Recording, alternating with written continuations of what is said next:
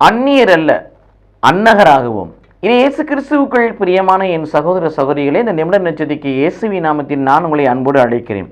அந்நியர் அல்ல, கடவுள் அல்லாதவர்கள் அந்நியர்கள், கடவுள் பற்று அல்லாதவர்கள் அந்நியர்கள், கடவுளை நம்பாதவர்கள் அந்நியர்கள், மீட்கப்படாதவர்கள் அந்நியர்கள், கடவுளுடைய இரத்தத்தால் விலை கொடுத்து வாங்கப்படாதவர்கள் அந்நியர்கள், ஆண்டவரை அறிகின்ற அறிவை பெற்றுக்கொள்ளாதவர்கள் அந்நியர்கள், மீட்பை சுவைக்காதவர்கள் அந்நியர்கள்.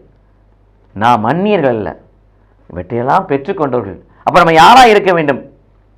அன்னகராக இருக்க வேண்டும். அன்னகர் என்று சொல்லுகின்ற பொழுது 3 விதமான நிலைகளை இங்கே பார்க்கிறோம். சிலர் பிறவிலே இந்த மன உறவு கொள்ளாமல் வாழ்கிறார்களே, அதான் அன்னகத்தன்மை. திருமண உறவு அவரால் செய்ய முடியாது, திருமண உறவு அவரால் கொள்ள முடியாது. அங்கே பார்க்கிறோம், பிறவிலே மன உறவு கொள்ள முடியாதவராய் சிலர்கள் பிறப்பிலே இருப்பார்கள். அவர்கள் ஒரு வகையான அன்னகர். இன்னொன்று, வேறு சில மனிதர்களால் இந்த உலகத்திலே திருமணத்தில் திருமண உறவு கொள்ள முடியாத சூழ்நிலைக்கு அவர்கள் தள்ளப்படுவார்கள். அது 2வது அன்னக முறை.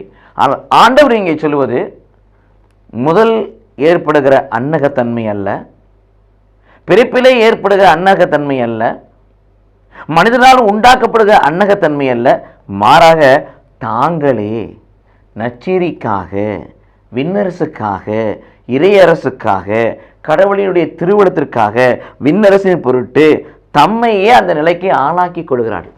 திருமணம் எங்களுக்கு வேண்டாம், திருமண வாழ்வு வேண்டாம், குடும்ப வாழ்வு வேண்டாம், எங்கள் வாழ்க்கை முழுவதும் கடவுளுக்கு அர்ப்பணமாக்குகிறோம்.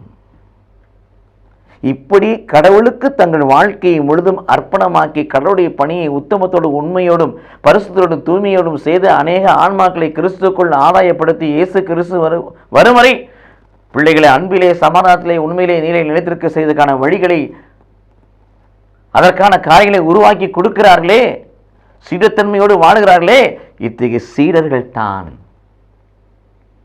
கடவுள் எதிர்பார்க்கிற அன்னகர்கள். அத்தகைய அன்னகர்களாய் நாமும் மாறுவோம். எல்லா உறவுக்கும் மேலாக இறை உறவு முக்கியம் என்பதை நாம் ஏற்றுக்கொள்வோம். கடவுளுடைய பணிக்காக உழைப்போம்.